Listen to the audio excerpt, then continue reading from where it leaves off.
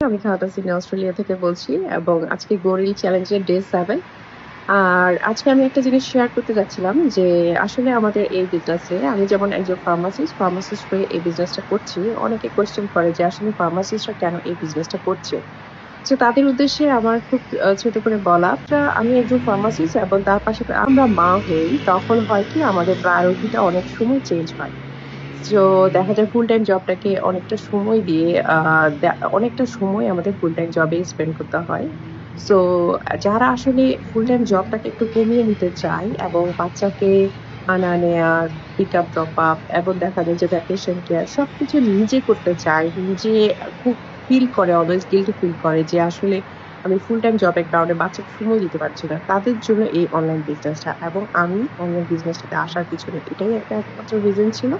এবং আলহামদুলিল্লাহ এই বিজনেসে আমি দেখেছি সাকসেসফুলি সব মারা যারা এই বিজনেসে এসেছে সেইম এই একটা রিজনেই এসেছে এবং তারা ফুল টাইম জবটাকে কমিয়ে এই বিজনেসটাই করছে।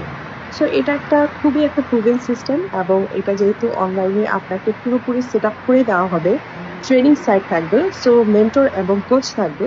সো আপনি ইজিলি খুব ভালোভাবে বিজনেসটা রান করতে পারবেন। অবশ্যই বিস্তারিত জানার জন্য আমাকে নক করবেন।